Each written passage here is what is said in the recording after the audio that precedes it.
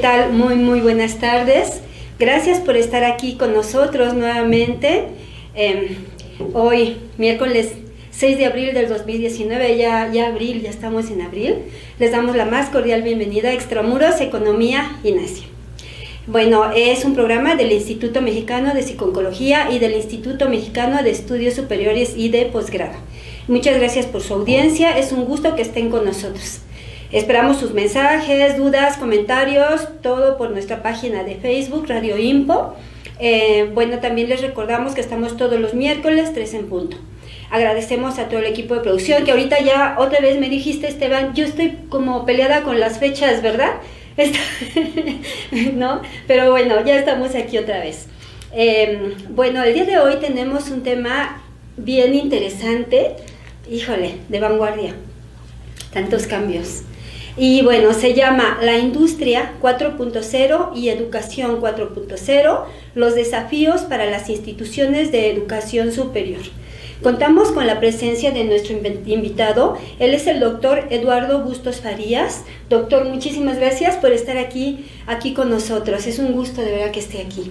Bueno, me voy a permitir dar una reseña, es un currículum inmenso, de hecho aquí traigo un acordeón de todas las publicaciones que usted tiene, yo creo que las vamos a ir diciendo en cada uno de los cortes. Pero bueno, estoy sacando como que lo más relevante para que nuestra audiencia se dé cuenta de lo que usted, toda su trayectoria. Bueno, dentro de su línea de investigación es la gestión del capital intelectual y del conocimiento en instituciones de educación superior y centros de investigación públicos.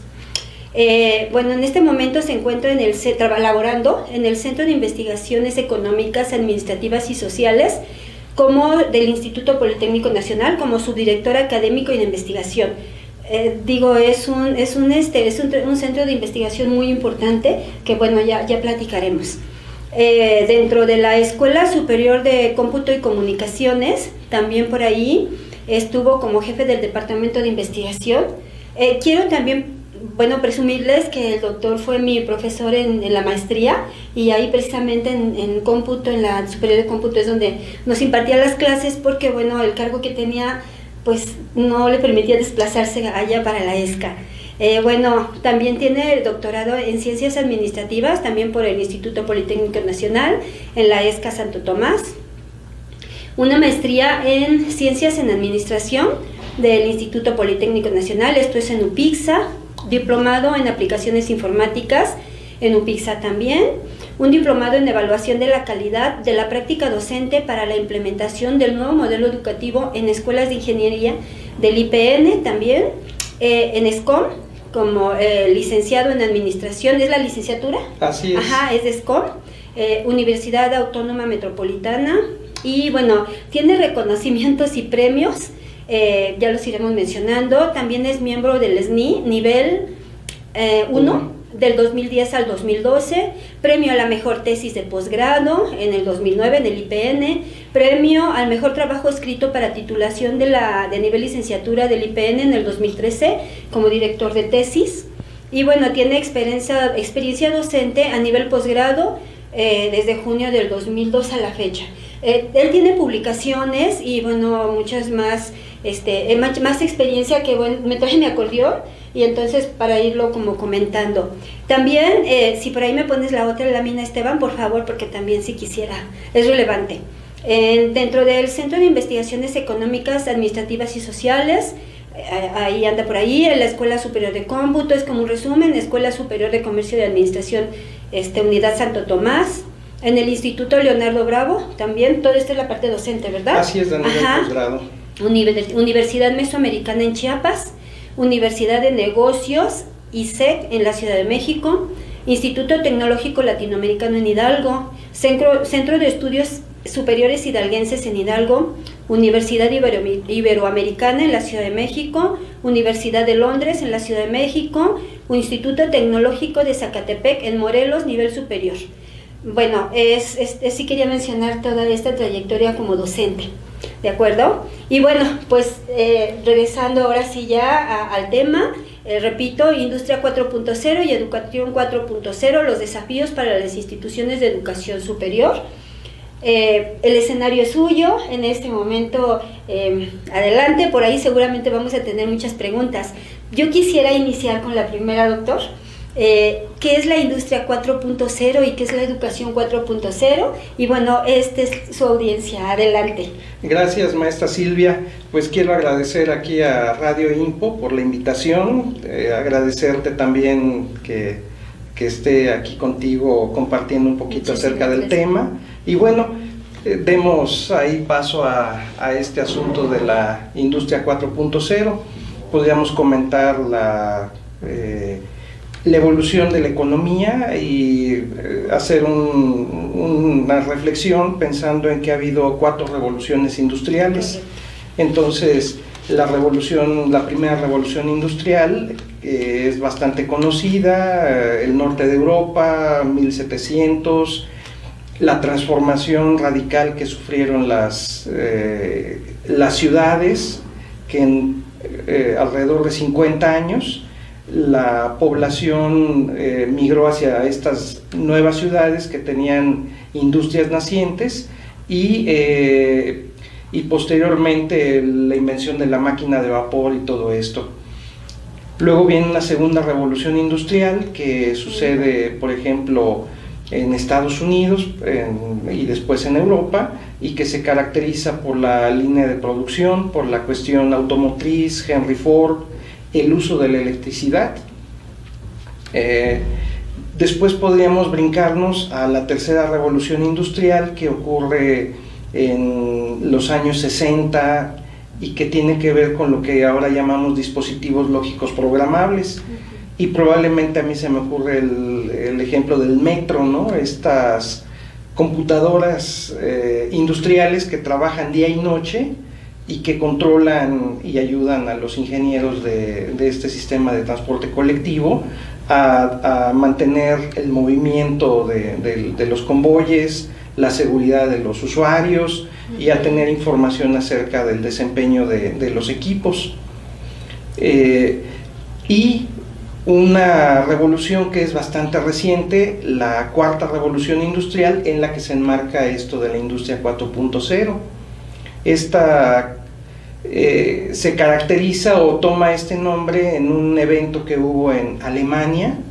Algunas industrias como Bosch empezaron a caracterizar un nuevo sistema de producción, la fábrica inteligente, y entonces en 2011 se empieza a difundir esta denominación de industria 4.0.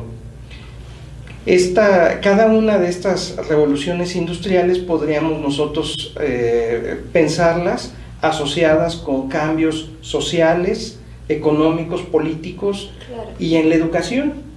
Entonces, también podríamos comentar el hecho de que estas revoluciones no solo ocurrieron en aquellos años. Podríamos pensar en un ejemplo que luego me gusta hacer. Por ejemplo, en la Ciudad de México, pensar en 3 de sus corazones o 3 de sus centros. El centro de la ciudad de Chalco, el centro del Zócalo y el centro de Ciudad Santa Fe. Son 3 entornos urbanos que probablemente viven épocas y relojes económicos diferentes. Podríamos pensar en el extremo oriente de la ciudad, en Chalco, la cuestión de un entorno que probablemente está transitando todavía en algunos momentos en la parte primaria de la economía agrícola ganadera, en algunos aspectos de la revolución, en la primera revolución industrial. Podríamos pensar que a lo mejor el entorno económico del centro de la ciudad, algunos negocios, no sé, la Merced, a lo mejor ahí algunos comercios, están con la tecnología, algunos procesos productivos de la segunda revolución industrial, y probablemente estos corporativos y estos negocios que están en el centro de Ciudad Santa Fe representarían como la tercera revolución industrial. Y quizás también a lo mejor confesar que esta cuarta revolución aún no llega, todavía no permea a la economía mexicana. Y entonces, en esta situación podríamos pensar en las cuestiones, por ejemplo, administrativas, de negocios, los modelos de negocios necesarios para gestionar los recursos y la lógica de cada una de estas revoluciones industriales. Entonces, pues a lo mejor la contabilidad clásica, la partida doble, bueno, ese tiene sentido en un sistema productivo. Podríamos pensar en el costeo basado en actividades, bueno, esa es para otra lógica. La gestión de intangibles, ¿no? Pues claro, esa corresponde quizás a la tercera revolución industrial, pero los problemas empiezan cuando queremos ver qué se necesita para la cuarta revolución industrial y la industria 4.0. Y lo mismo podríamos hacer un recorrido en la parte educativa, en términos de cómo ha evolucionado los modelos educativos, las instituciones de educación superior, para ir capacitando a los egresados para insertarse a cada uno de estos modelos económicos, a cada una de estas necesidades que la sociedad requiere para hacer la vida cotidiana.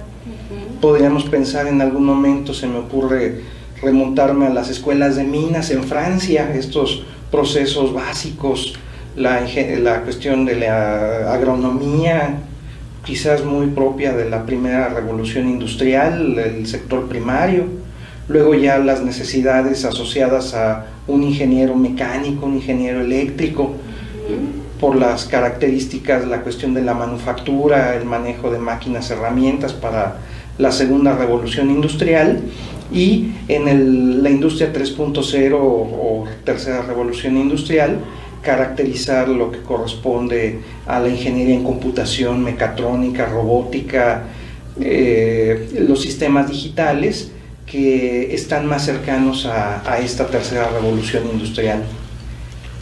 Y bueno, en cada uno de estos casos, las instituciones de educación superior, tanto públicas como privadas, tienen el desafío de la cuestión, por ejemplo, del equipamiento, los laboratorios donde los ingenieros, los que se están formando, por ejemplo, en esa área del conocimiento, deben de tener prácticas, de ser posible en la institución educativa, o bien tener vínculos con la industria para llevar a cabo prácticas profesionales, servicio social, y empezar a desarrollar estas capacidades asociadas a lo que les espera al egresar y insertarse en el mercado laboral.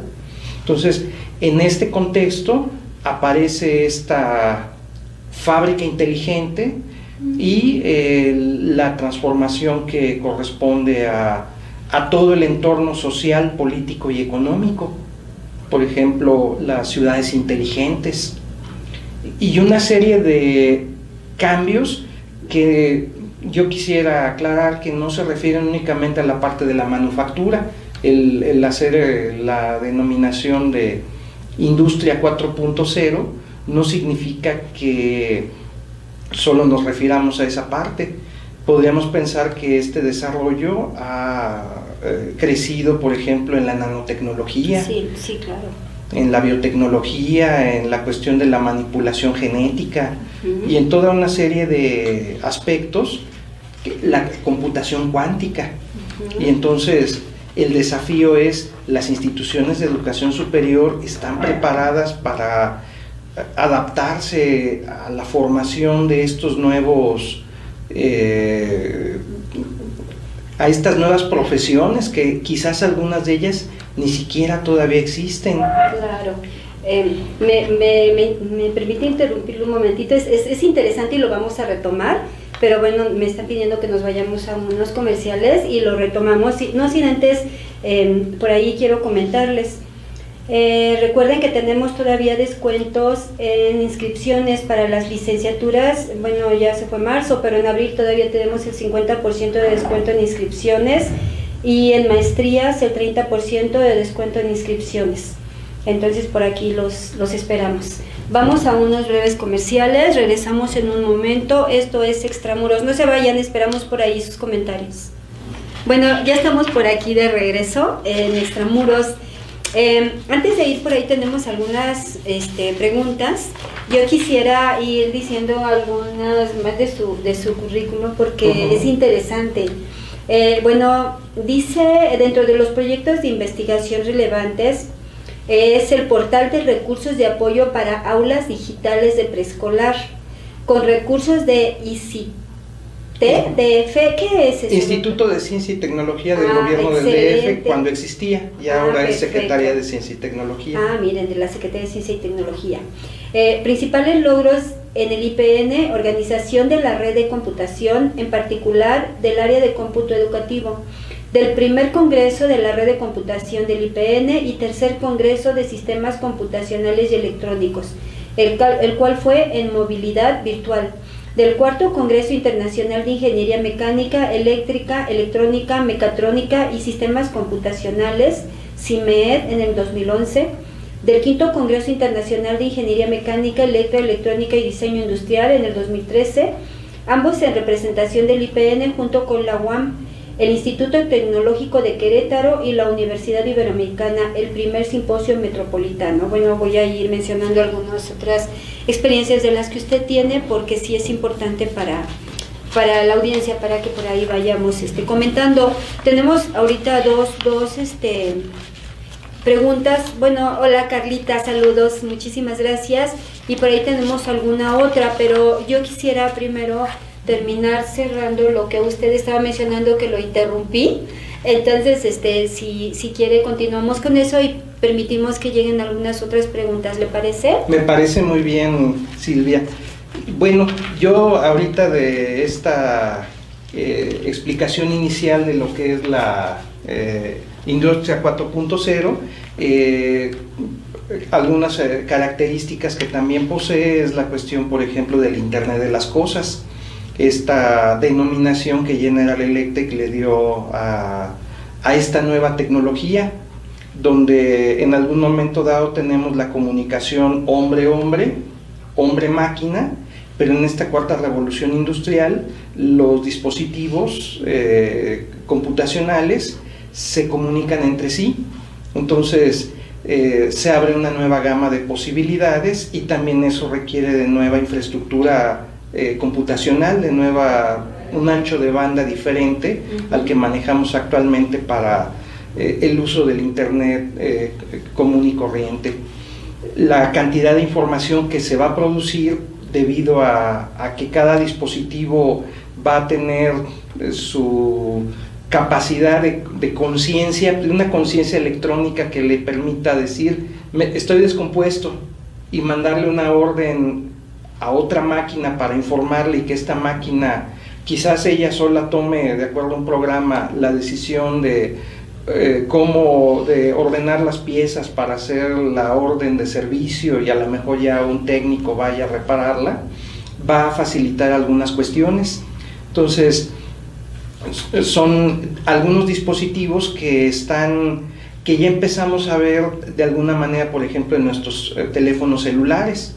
Son computadoras de bajos recursos que incluyen, por ejemplo, un giroscopio o un instrumento para medir la presión sanguínea e información que en algún momento dado, a través de una app, se puede, por ejemplo, mandar con un médico para que él tome la decisión si a lo mejor la medición de un ritmo cardíaco es fuera de lo normal, y entonces se ponga en contacto con la persona y verifique si es algo normal o si está ocurriendo algún incidente que deba darse atención.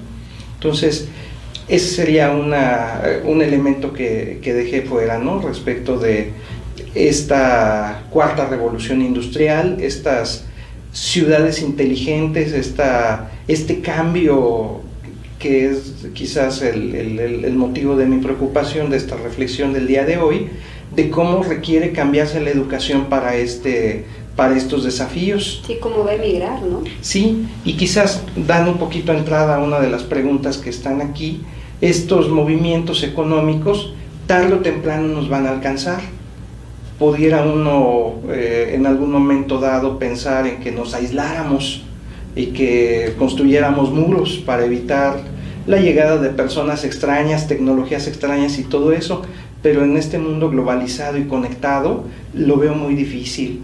Entonces, ¿cuándo va a llegar? Probablemente eso sea producto de cómo nos insertemos en esta división internacional del trabajo, en esta división internacional de la economía, y qué nuevo papel estemos dispuestos a cumplir en términos de los grupos económicos que ya están en nuestro país, de aquellas industrias, y que también el gobierno cree las condiciones políticas, económicas, legales necesarias, un marco jurídico estable, por ejemplo, para que se puedan desarrollar este tipo de tecnologías. Podríamos pensar ahorita en este clúster aeroespacial que ocurre, que se está desarrollando en la ciudad de Querétaro, o bien este Silicon Valley mexicano en la ciudad de Guadalajara, que han sido vistos por empresarios internacionales como áreas de oportunidad. Entonces la India tiene una fuerte inversión en desarrollo de software en Guadalajara, y muchas empresas del ámbito aeroespacial han visto a la ciudad de Querétaro como un punto estratégicamente ubicado al centro de la República Mexicana, como para poder hacer este desarrollo de componentes, de maquila de productos y poderlos incorporar al proceso productivo internacional. Claro. Por ahí sí tenemos más preguntas, Esteban, por favor. Ahorita ya el doctor nos adelantó algo de lo que Santiago nos comenta por ahí. Está Santiago de los Santos. Hola Santiago, gracias por estar por aquí. Dice, ¿podría haber una cuarta revolución industrial en México con el modelo económico que propone Andrés Manuel? Bueno, ahorita ya usted había adelantado un poquito, ahorita lo platicamos. Clau Eddy, buenas tardes. Hola Clau. Mi pregunta es, ¿qué necesita el país para estar a la par de las grandes potencias hablando de tecnología? Es muy interesante esa pregunta. Sí, ahí si quieres puedo hacer alguna reflexión que a lo mejor resulta un poquito dura. Pensemos que a lo mejor me voy a ir hacia lo que ahora es Alemania, y en este cambio donde aprendieron a leer en su idioma, en alemán, la Biblia, Gutenberg inventó la imprenta, y un uso que se le dio fue justo a que la gente aprendía a leer y escribir para conocer los textos religiosos. Sí. Otra evolución fue que la gente empezó a cantarle a Dios. Entonces, esos cambios mentales llevaron también a cambios tecnológicos, a la industria química, al desarrollo de los motores eléctricos, a un desarrollo militar, a un imperialismo que generó un cambio en esta sociedad, y que generó, por ejemplo, para principios del siglo XX, un premio Nobel como lo fue Albert Einstein, reflexionando sobre las propiedades de la luz y generando teorías que explicaran las inconsistencias de la mecánica newtoniana con respecto a los movimientos de los astros, desarrollando la mecánica gravitatoria. Podemos pensar en un joven en vacaciones en Inglaterra, estoy pensando en 1650, al cual dice la leyenda que le cayó una manzana en la cabeza, y a partir de ahí su formación académica se le ocurrió una explicación de cómo se movía la órbita de los planetas. Y pensemos ahora en nuestro país, ¿cuántos hemos transitado estas revoluciones a nivel individual, personal o familiar? Estoy pensando en la canción del submarino amarillo de los Beatles. ¿Cuántos de nosotros tenemos como un recuerdo cercano algún familiar que haya trabajado en un submarino? Ninguno, porque no tenemos submarinos. Quizás Pemex, yo no, a lo mejor Pemex ha comprado, pero que se hayan hecho aquí, o que hayamos, o que sea algo común, ese tipo de cosas no lo es. Hay algunas diferencias culturales, educativas, que tenemos que superar antes de pensar en una revolución tecnológica. Pensemos a alguien que nace, por ejemplo, en Suiza, y que tiene la necesidad muy importante de aprender muchos idiomas. Entonces una persona que es de ahí es trilingüe, cuatrilingüe, y es totalmente natural, y ese cambio de chip de hablar de un idioma a otro también potencia el desarrollo de la inteligencia, sí, de la creatividad. Las matemáticas, muchos le tenemos miedo a las matemáticas, sí. Entonces para desarrollar tecnología tenemos que desarrollar matemáticas, tenemos que incorporarlos como una manera de entender el mundo. Por ejemplo, yo ahorita enseño estadística para la carrera de contaduría en la ESCA de Santo Tomás, y les digo a mis alumnos, pues con pena, la estadística que les estoy enseñando es la que se enseñaba en 1700, en la primera revolución industrial. No se sientan mal, porque muchos de los negocios a los que algunos de ustedes van a incorporarse al término de sus carreras, toda esa tecnología contable, esa tecnología matemática es suficiente. La partida doble de Luca de Pacioli, que inventó en 1400 y algo, es la que necesita todavía la industria o algunos negocios mexicanos. Aquellos que trabajen, otra vez pensando en eso de Santa Fe o en otro tipo de industrias con un nivel de, por ejemplo, incorporados en la economía de servicios, va a requerir otro tipo de conocimientos más avanzados. Muy bien, doctor. Híjole, otra vez nos vamos a unos comerciales. Sí. Se nos va muy rápido el tiempo, nada más déjeme. Claro que gracias, sí. Gracias. Bueno, recuerden por favor que hasta el 15 de mayo en inscripciones de licenciatura tenemos un 30% de descuento, y también en maestrías. También tenemos el Festival de Mujeres Abriendo el Círculo 2x1 con credencial en el foro Silvia Pasquel. Bueno, regresamos en un momentito. Esto es Extramuros. Sigan mandando por ahí sus comentarios, ya tenemos bastantes preguntas. Aquí está el experto. Los esperamos, ¿no? Regresamos en un momentito. Esto es Extramuros. Gracias por estar por aquí con nosotros. Ya estamos de nuevo en Extramuros. Muchas gracias. Tenemos muchas preguntas, doctor. Sí quisiera regresar a la 1, si me haces favor, para que de una vez lo complemente el doctor. Ya habíamos hablado acerca de esto, pero sí me gustaría pues ya contestarle directamente a Santiago. Bueno, él dice, ¿podría haber una cuarta revolución industrial en México con el modelo económico que propone Andrés Manuel? ¿Ya usted adelantó algo ahí más o menos? Sí, yo a lo mejor redondeando y sirve para contestar algunas de las demás preguntas. Sí, que están por ahí. Este gobierno empezó en diciembre, está delineando, estamos esperando todos el Plan Nacional de Desarrollo, exacto, el Plan Nacional de Educación, un plan de industrialización. Ya se están delineando algunos elementos, que el Tren Maya, algunos megaproyectos, y que en algún momento dado van a impactar y tienen relevancia para el desarrollo de ciertas zonas. Estaba pensando en el Tren Maya, ¿no? Hay lugares, por ejemplo Chiapas, no pasó ahí la Revolución Mexicana, hay varios Méxicos, en algunos de ellos se requiere transitar todavía por algunas etapas. Y lo que comentaba también, en estos Méxicos, hay Méxicos que viven en cada una de estas etapas de evolución, y es decisión de los empresarios, de los ciudadanos, de los inversionistas extranjeros, en algún momento dado enfocar sus esfuerzos para desarrollar algunas zonas. Escuchaba yo algún plan, por ejemplo, para desarrollar el Istmo de Tehuantepec. Toda esta zona que colinda con Centroamérica tiene un desarrollo que a lo mejor pues está basado en cuestiones turísticas, pero la cuestión industrial no existe. Entonces, ¿de quién depende eso? También del interés de los inversionistas privados. Han enfocado sus baterías en Guadalajara, en Monterrey, en ciertas zonas industriales que son bien conocidas y que, bueno, en algún momento dado son cuestiones que tenemos que esperar a que ya el gobierno de manera clara nos las dé a conocer. Y vamos a pensar en un escenario donde no ocurra ahorita, va a ocurrir tarde o temprano. Tenemos que incorporarnos. México, poco a poco, yo comentaba esta cuestión de la primera revolución industrial, 1750 Inglaterra.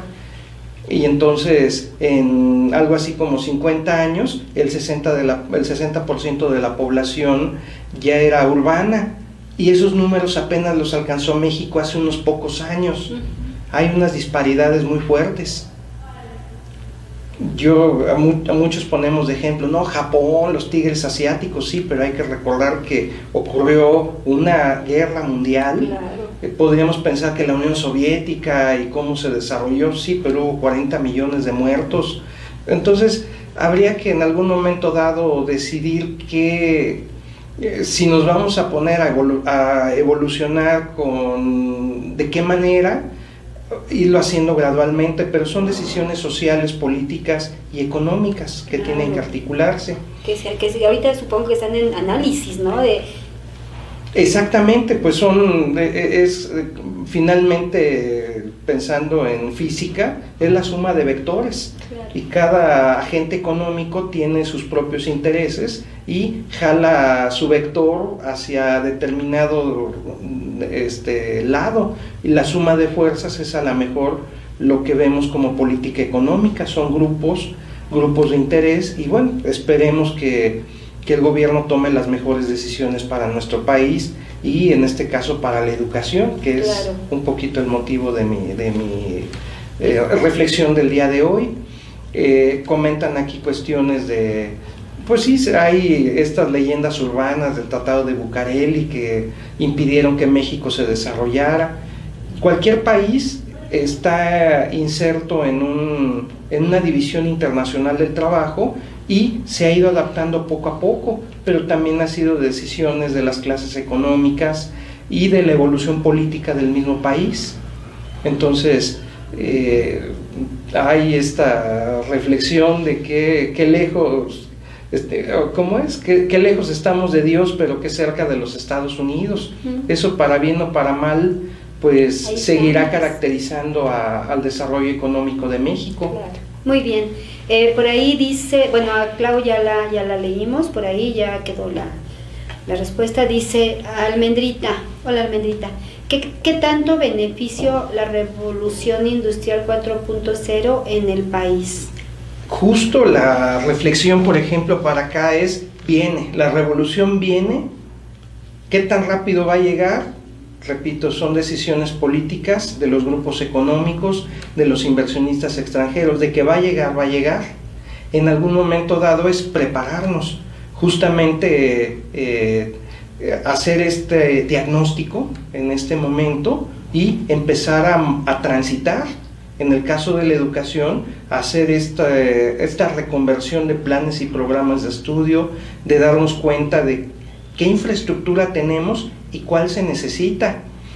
Yo pensaría, por ejemplo, aquí en el Instituto Politécnico Nacional, donde yo laboro, que tenemos, por ejemplo, un centro de nanociencias y de nanotecnología, donde tenemos, por ejemplo, los dispositivos, los aparatos, los microscopios, para ver la superficie de las cosas, para poder manipular los átomos. Bueno, tenemos impresoras 3D en otro, ¿cómo se llama? En el Tecnópoli. En la SCOM tenemos una impresora para generar circuitos digitales de 5 capas.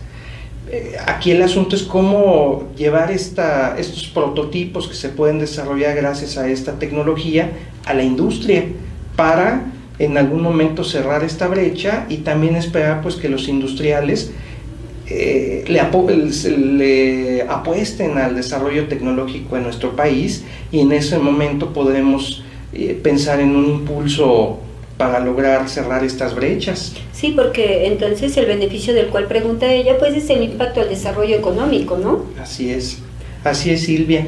Muy bien. Entonces, esta tecnología en este momento está presente en Alemania, la industria 4.0, está presente en algunas partes de los Estados Unidos, y el resto del mundo, como México, como esta reflexión del día de hoy, cuidado, es un semáforo para decidir, vamos a tomar conciencia y vamos a ponernos las pilas. En este caso, desde nuestra trinchera, que es la academia, la educación, es qué cambios requerimos hacerle a las instituciones educativas, desde la profesionalización de nuestros maestros para esta educación 4.0, la infraestructura que no existe todavía. Por ejemplo, yo mencioné hace un momentito la computación cuántica. No existe en México, en el Instituto de Física, en el CIMBESTAB o en la Escuela Superior de Física y Matemáticas, los equipamientos necesarios como para que pudiéramos decir, vamos a desarrollar una computadora cuántica comercializable en 5 años. Está muy lejos de esa situación. El mejor escenario es que algunos de nuestros doctores o de nuestros estudiantes o que hagan estancias postdoctorales vayan a aprender esa tecnología al extranjero, la traigan a nuestro país y podamos ver, si fuera ese caso particular, cómo incorporarlo a los procesos productivos nacionales para resolver las problemáticas sociales, que son muchas las que tiene nuestro país. Claro. Muchos problemas ambientales, del agua, de energías limpias, y que esta podría ser como una de las posibles soluciones, el incorporar estas tecnologías, esta nueva industria, esta Internet de las cosas, para mejorar la calidad de vida de los ciudadanos. Sí, por un lado es la parte cultural, o sea, tienen que ver varias cosas por lo que estoy escuchando. La parte cultural, la parte de la toma de decisiones del gobierno y la parte de los planes y programas de estudio, porque todo eso habría que reestructurar. Es correcto, es un desafío enorme, y en este caso el Instituto Politécnico Nacional, pues en algún momento dado, como institución rectora del desarrollo tecnológico de México, está tomando la batuta. Justamente el viernes pasado se dio a conocer una agenda para el cambio, una agenda estratégica para que el Politécnico empiece a cambiar todas estas estructuras, estas formas de pensamiento, y hacer estos diagnósticos para trazar un mapa de ruta para poder cerrar la brecha lo más pronto posible, crear programas de capacitación, programas de posgrado, la reconversión de nuestros profesores, de nuestros administrativos, para alinearlos en este gran desafío. Sí, claro, es un desafío. Bueno, por ahí Raquel Villaseñor. Hola Raquel, gracias por estar por aquí siempre con nosotros. Buenas tardes. ¿Cree que en un futuro México avance en tecnología y crezca en las instituciones escolares, aparatos electrónicos? Y mire, la podríamos ligar con Michelle. Dice, ¿usted cree, supongo, que la tecnología esté afectando la economía que tenemos actualmente? Por un lado pregunta si como que la falta de tecnología o lo que no tenemos a la vanguardia afecta a la economía, y por el otro lado hablan sobre un futuro, un avance en México, ¿no? Sí, en algún momento dado tú mencionaste un proyecto en el que yo colaboré, donde se compró con los recursos de este proyecto a los CENDIs del Politécnico para niños de 3 a 6 años, tablets, las cuales se programaron con un software del Tecnológico de Massachusetts que se llama Scratch, que les enseña a programar esta lógica de darle instrucciones al equipo. También desarrollamos 18 programas que cubren lo que es preescolar 1, 2 y 3, los temarios. Compramos unos equipos que se llaman Makey y que sirven para que los chicos se inicien en la electrónica, y unos otros aparatitos que se llaman Legos Guido. Los Lego Guido, junto con las tablets y el Scratch, se pueden programar para que el robotito lleve a cabo sencillas instrucciones. Entonces nosotros dijimos, somos maestros politécnicos, tenemos a nuestros hijos en los CENDIs, y en algún momento dado están trabajando con Paint, con computadoras 8386, con equipos que ya son obsoletos y que algunos de ellos pues ya no sirven como debieran por lo viejo. Entonces incorporamos tecnología para que aprendieran robótica, principios de programación y electrónica. Muy bien, vamos a otros breves comerciales y estamos por aquí de regreso en un momentito. Esto es Extramuros, no se vayan, sigan enviando sus preguntas. Gracias, ya estamos aquí de regreso en Extramuros, gracias por permanecer con nosotros. Tenemos por ahí muchas preguntas y bueno, algunos temas todavía tenemos un poquito de tiempo. En este momento voy a permitirme pedirle a producción que nos pongan ahora sí su introducción, porque bueno, era un nombre así como complicado, como de qué me hablas, entonces sí quise que usted de alguna manera pues entrara de lleno al tema, y ahorita me voy a permitir poner la cápsula de la introducción que usted nos envió, para que a nuestra audiencia le quede mucho más claro lo que en teoría parecía muy confuso. Entonces, si nos permite, vamos. Muchas gracias, Marilyn, por el apoyo, y vamos con Marilyn y regresamos en un momentito. Hola, mi nombre es Marilyn Beer, estudiante de la licenciatura en Psicopedagogía Generación 30. Bienvenidos a una emisión más de Extramuros, Economía y Nación. El término Industria 4.0 se introdujo por primera vez en 2011, en la Feria de Hannover, y este término se presenta bajo el título de producción inteligente.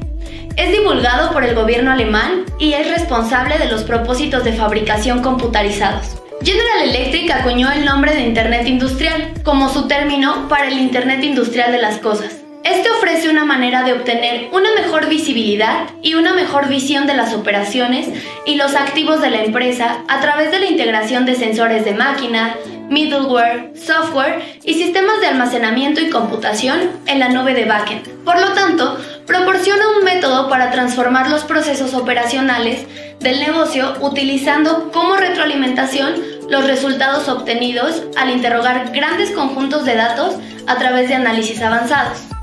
Las ganancias comerciales se logran a través de las ganancias de eficiencia operativa y la productividad acelerada, lo que se traduce en menores tiempos de inactividad no planificados y eficiencia optimizada, por lo tanto, en ganancias.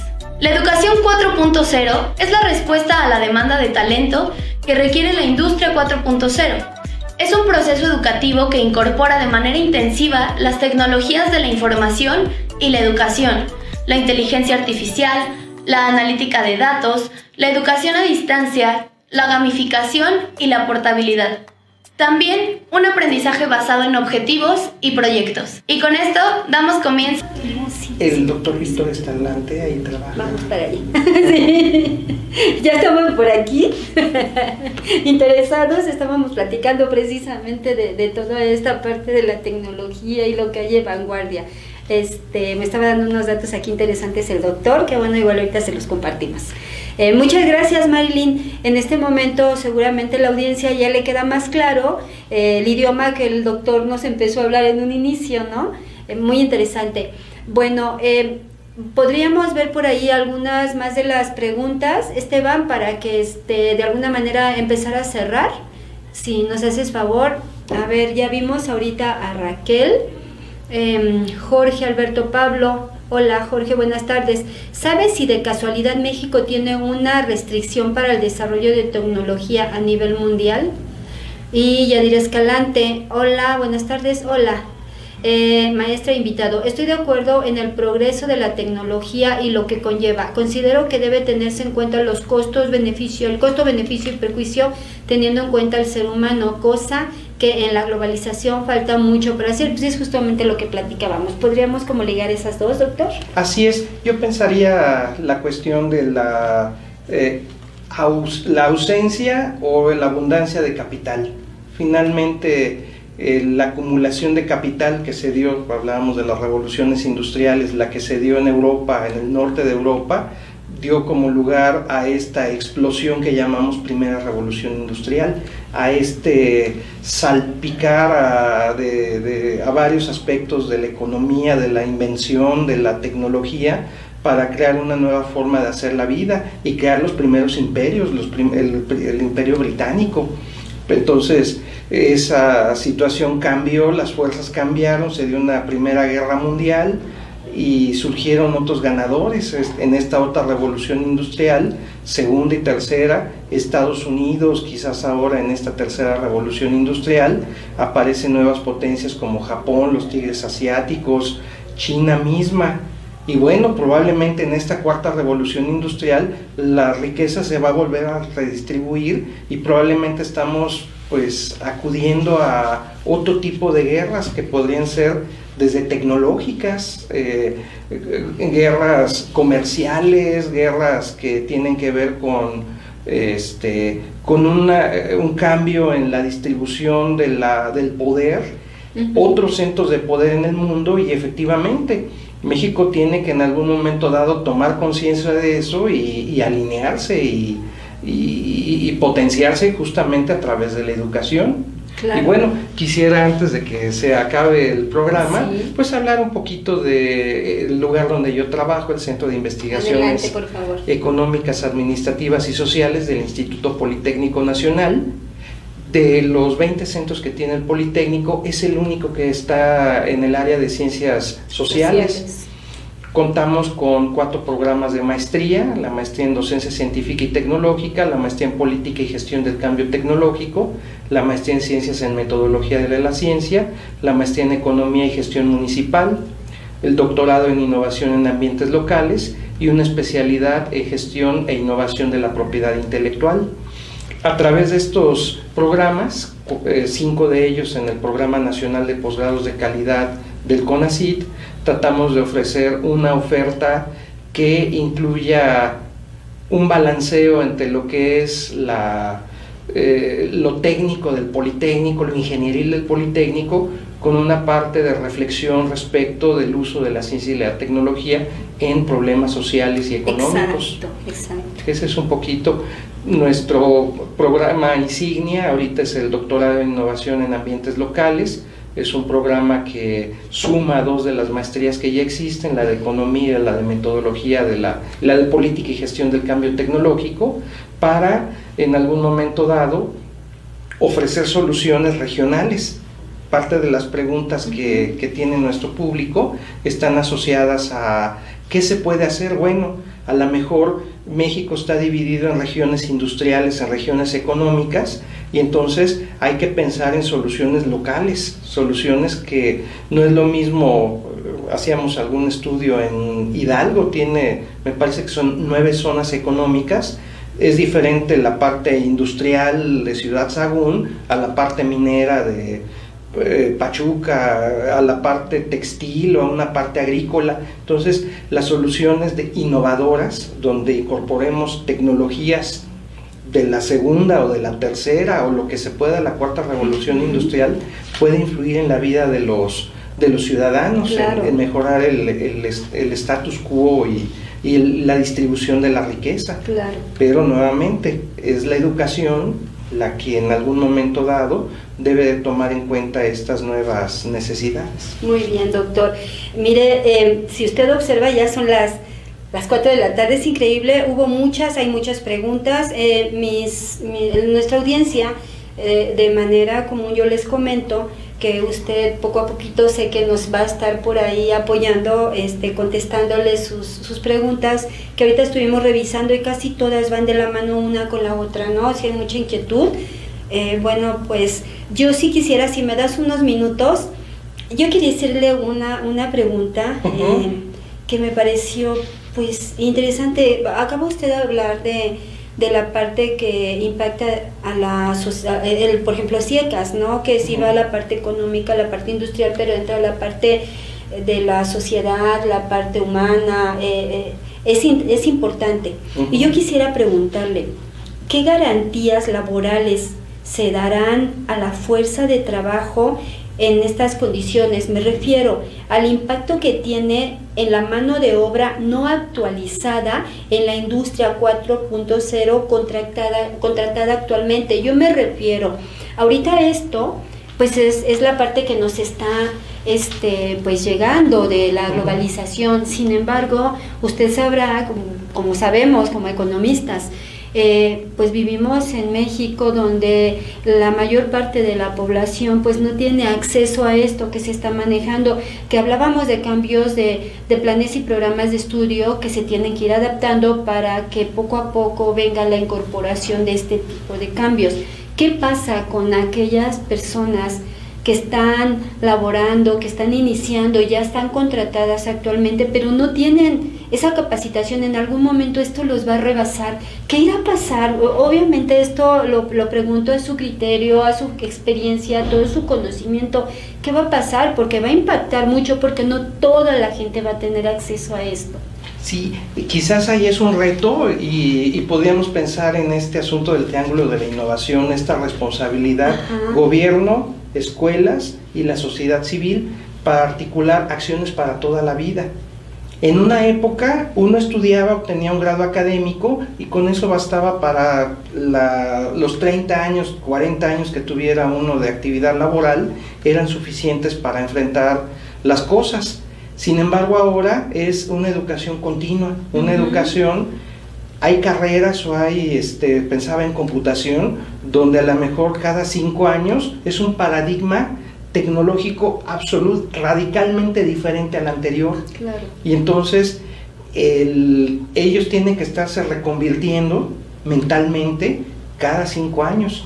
¿Qué pasa con aquellas actividades, con aquellos trabajos que van a desaparecer por la llegada de estas nuevas tecnologías? Sí, exacto. Aquí es la responsabilidad, nuevamente, las universidades o las instituciones de educación superior para capacitar, para ofrecer las aulas, no solamente para los jóvenes, sino también para aquellos que tienen que formarse a lo largo de la vida y ofrecerles programas, muchos de ellos basados en educación virtual, en el entendido que no necesariamente las aulas habrá espacios para captar a todos, pero sí ofrecer una oferta de cursos, lo que actualmente se llaman MOOCs, estos cursos masivos en línea, a través de los cuales la gente pueda, sin esperar necesariamente un documento que diga que ya estudió tal o cual cosa, sino yo en mi trabajo detecto que tengo deficiencias en este área del conocimiento, busco un curso en línea de 20, 40 horas,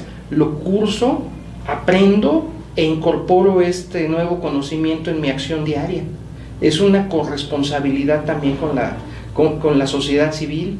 No debemos esperar que solo sea responsabilidad de las industrias, sí, claro, o de las empresas el tener que capacitar a las personas por sí mismo, sino también la gente en aprovechar si la industria lo permite, y si no lo permite, bueno, pues en el tiempo libre, fuera de la responsabilidad, así como le dedicamos tiempo a la cuestión de la diversión o del entretenimiento, a la capacitación continua.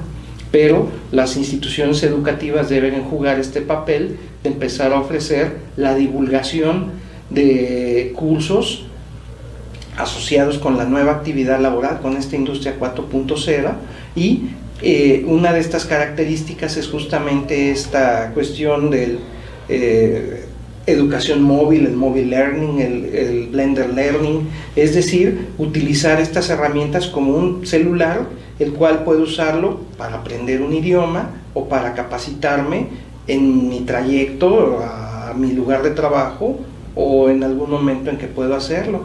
Eso sería... Okay. Muchísimas gracias. Sí, es un reto, por eso me interesaba mucho comentarlo, porque yo estoy segura que por ahí va a haber muchas preguntas de este tipo, y bueno, que el gobierno dé las facilidades, debe de hacer la adaptación y las facilidades para ello, ¿no? Y la infraestructura. Y la infraestructura, Internet, claro, para todos. por supuesto. Bueno, pues se nos fue el tiempo volando, nos regalaron algunos minutitos más, muchas gracias. Producción, quiero decirte que el doctor, cuando nos estábamos riendo, que estaba ahí por ahí Marilyn, video, él me decía que le agradó mucho el formato, la cabina, esto que le gustó muchísimo. Bueno, es producción, es Impo, entonces eso estábamos justamente platicando, que le gustó mucho, que quisiera que ahí donde está él, ahí se hiciera algo así, le encantó la idea. Entonces, esto es porque gracias a ellos tenemos este formato, todo esto, ¿no? Muchísimas gracias, doctor, por estar aquí. Yo espero que no sea la última vez. Claro. Sale, y bueno, nuevamente seguramente les va a estar usted contestando. Ya lo publiqué por ahí para que en su muro me haga favor de contestar en Radio Impo. Claro. Y bueno, pues entonces nos estamos viendo la próxima semana, 3 en punto. Esto fue Extramuros, Economía y Nación. Que tengan una excelente tarde.